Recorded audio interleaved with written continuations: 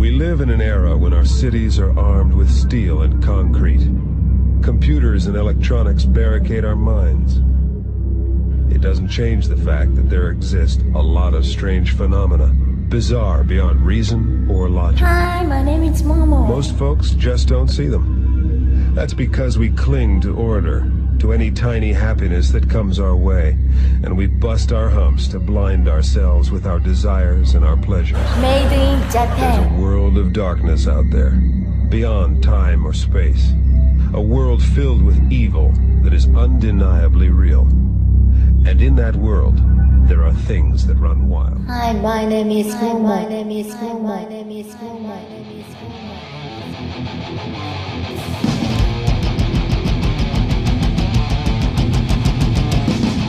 Oh boy, it's Radio Free Elizabeth, everybody. It's episode 68. That's sort of a meme number. It's like in between a couple of meme numbers, but it's not a meme number. I'm sorry.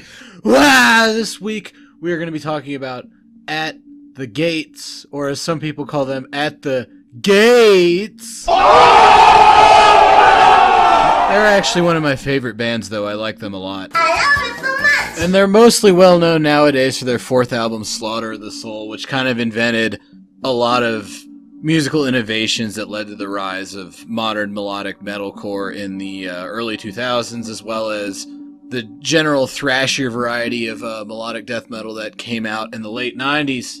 But they are actually much older than that. You see, the thing is, Theo, everybody talks about melodic death metal being about these big three Swedish albums: Slaughter of the Soul by At the Gates, Jester Race by In Flames, The Gallery by Dark Tranquillity. All good albums, but how much did they actually start, and is there any merit to completely ignoring the fact that At the Gates not only had 3 albums prior to Slaughter of the Soul, but also came out of like the initial Swedish death metal boom? Like, they have a lot more history than people give them credit for. Starting way back with Grotesque, which was a black metal band / thrash metal band they were all in, that then broke up, absorbed other members, turned into At the Gates, put out a Gardens of Grief EP that did lots of really weird sounding shit like this. This one is called City of Screaming Statues. Oh, thank you for that, Mr. Thomas Lindbergh, sir. See, I didn't even need to tell you what the name of the song title was. You fucking did it right at the beginning. I don't know. But check out the weird interaction between the guitars here. They're taking that weird polyphonic shit Slayer did and bringing it to new and more dissonant and simultaneously melodic venues. With lots of overlays and weird stuff. I remember reading an interview with the Bjorler brothers, who are kind of like the heart and soul of At the Gates, later on, but originally it was all about Alf Svensson. Alf Svensson wrote all the music. And the Bjorler brothers described Svensson's approach as being almost kind of like pompous classical music, where he was trying to outdo himself with how technical and strange and atmospheric and layered he could make everything. I personally like it a lot. Most fans of that fourth At the Gates album, which would be the bulk of the At the Gates fan base, actually hate the Gardens of Grief EP. I don't. I think it's really good. And you'll notice City of Screaming Statues, of course, is a reference to a Michael Moorcock story. You know, Moorcock. Not like that. Get your mind out of the gutter. Michael Moorcock was a writer from the 60s and 70s, British dude, who said his 2 biggest influences were both of the Burroughses. We got Edgar Rice Burroughs with all the John Carter of Mars shit, and then William S. Burroughs, who did Naked Lunch, which is a wacky psychedelic asshole. And he brought both of those into fantasy fiction. And then At the Gates takes ideas from that. Like, they even did a concept album about magical realism recently. I think it was their second to newest album. So they pull from like a lot of weird literary influences in addition to your standard metal stuff. And then they take those kind of like fantastical ideas and use them to talk about more real world stuff like over-socialization, alienation from society, that kind of shit. We are all, in fact, living in the City of Screaming Statues. So, they do that EP. It's really good. They do a debut album called The Red in the Sky Is Ours, which has very good music, but I think it was Thomas Lindbergh, the vocalist, described the guitar sound on this album as being a bunch of wet cucumbers. They used orange amps instead of their standard Marshalls, and I don't know how the fuck you get a sound this bad out of an orange amp, but their producer pulled it off somehow, and it ended up being very expensive too. Luckily, the music makes up for it by being very dense and foreboding, especially on doomier tracks like this one. This one's called Within. At the Gates is all about how the different layers of guitars interact. They were a major innovator in that, in metal as a whole. And also the drumming from Adrian Erlandson is very impressive in how it locks in with all the weird stuff that's going on. These fucking crazy people riffs are vintage Alf Svensson, and I miss his contributions to the metal scene dearly. On other portions of the album, they started to innovate what would become melodic death metal. Keep in mind that this is 1991, 1992, so nobody else was really doing stuff like this. And then later on in like 1994, 1995, 1996, everybody was doing stuff like this. Coincidence? I think not. This album actually featured two different violin players as main members of the band. And then we also have them utilizing a lot of weird guitar techniques like this to get sort of a classical music feel to it.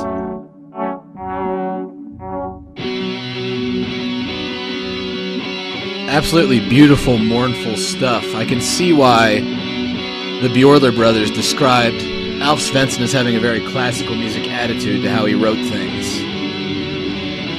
But then it also does this.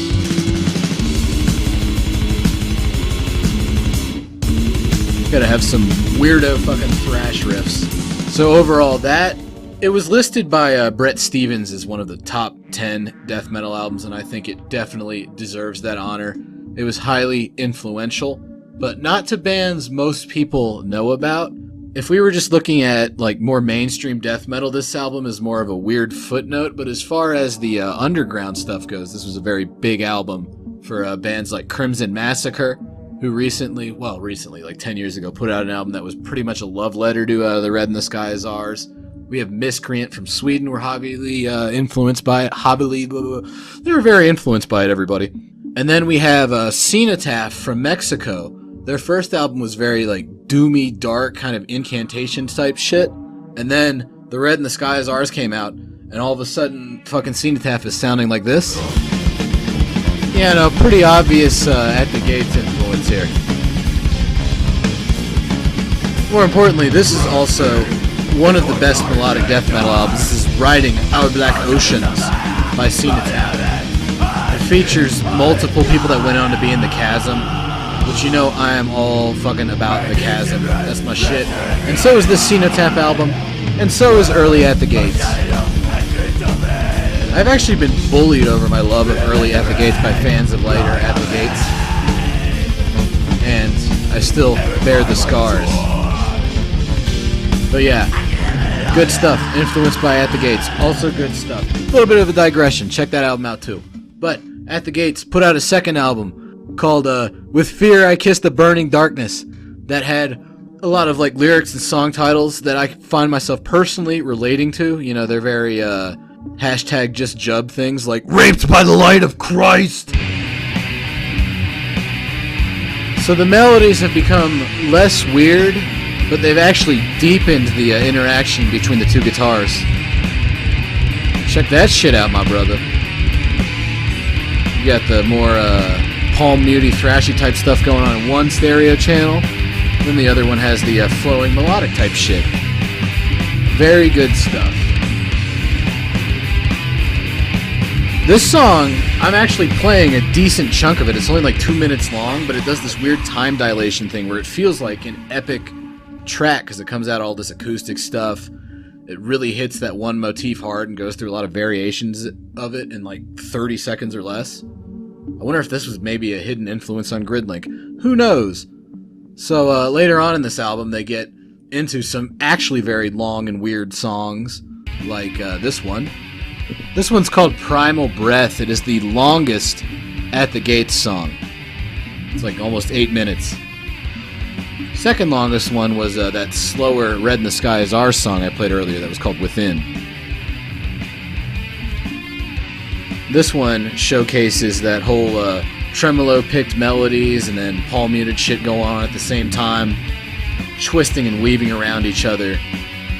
I'd like to use this album to test stereo equipment, actually, since the distinction between what is going on in each stereo channel is very obvious. You can tell if your headphones are busted listening to an At the Gates album with relative ease.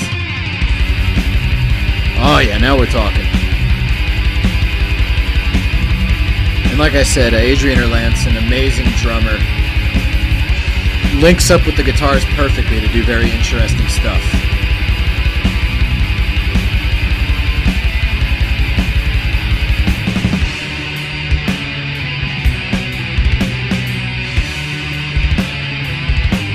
This album is like a glorious fucking mess. It's not as focused as the Red in the Sky is Ours was, but it has a much better guitar sound, and they get way more experimental with it. You can also hear echoes, or perhaps premonitions, of their later, more conventionally melodic career. This one is the title track, The Burning Darkness. Can we take a minute to appreciate how good Thomas Lindberg's vocals are? He did some guest spots on early Dissection too, which was fucking sick. And so, as we get through these thrashy riffs, we get to a section that was obviously very influential on Dark Tranquillity, particularly in the drumming aspect. These weird little stick-click rim shot things he's about to do. Eventually. Come on, motherfucker! Okay, I guess we gotta listen to these harmonies first, you know. Oh no, I have to listen more At the Gates, what a chore. There we go. This shit, highly influential on all of the Gothenburg melodic death metal bands. Burn and such. Speaking of vocals, Matty Karki from Dismember does like a sick vocal trade-off with Thomas Lindberg on a couple tracks on this album, which I thought was dope, because I like both of their vocal styles and they're very different. Maybe I'll do an episode on Dismember someday. I don't know. But anyways, after that, Alf Svensson leaves the band because he wanted to do more weirdo progressive shit. The Bjorler brothers wanted to do more thrashy and simultaneously melodic stuff, but I think it was an amicable departure, everybody. Because Alf Svensson still helped them out with artwork, and he actually did the lettering on their third album, Terminal Spirit Disease. So as opposed to the anger of early At the Gates and kind of that weird schizophrenic atmosphere, this album is very melancholic. But it's still very pained and tortured and such. I mean, it's called Terminal Spirit Disease, for fuck's sake. So standard lyrical topics, loss of spirituality, dehumanization and such.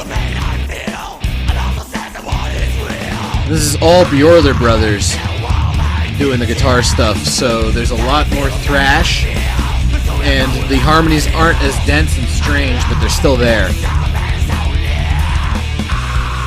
And they also utilize bar chords a lot more than Alf Svensson did. You know what's funny is, like, for some people, this is the cutoff point with At the Gates. Like, fans of earlier stuff say, this is the last good one. Other fans of earlier stuff say, no, this one sucks. Alf Svensson is gone. Fans of the newer stuff say that this is the first good At the Gates album. I actually like all the At the Gates albums. I'm sorry. Speaking of which, we are getting to the most famous At the Gates album. One that I actually used to sort of hate just because I felt like it was held up on a pedestal and their earlier stuff was shat upon despite the fact that it was awesome. But over the years, I've come to appreciate this one as well. This one is called Slaughter of the Soul.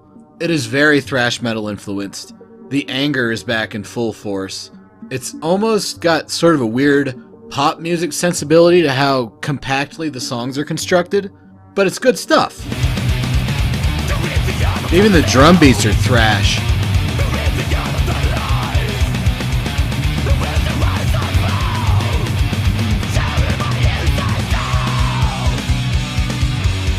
That layering is still present, it's just done in a much more Slayer-influenced and compact way.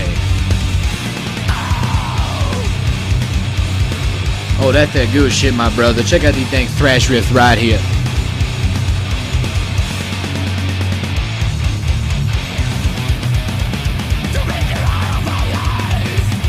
You know what's funny is all of the other big melodic death metal albums were all about solos and crazy melodies and shit. Not this one. This one is more about just sheer aggression and dark atmosphere, which makes it a bit of an anomaly because nobody really picked up on that, even later on. Oh yeah, look at that. That whole syncing up the double bass with the tremolo pit guitars was highly, highly influential later on with tons and tons of bands like Vehemence and such. And as I mentioned earlier, this pushed a lot of the Gothenburg melodic death metal bands towards thrashier material. Just listen to the difference between the first and second Eucharist albums, the first and second Ebony Tears albums, first and second Sorin albums. But perhaps more importantly in a commercial sense, this influenced a lot of American bands later on, like Unearth and Darkest Hour. Please don't make fun of me for listening to Unearth at the gym. I'm very sensitive. But yeah, you don't get stuff like this without At the Gates.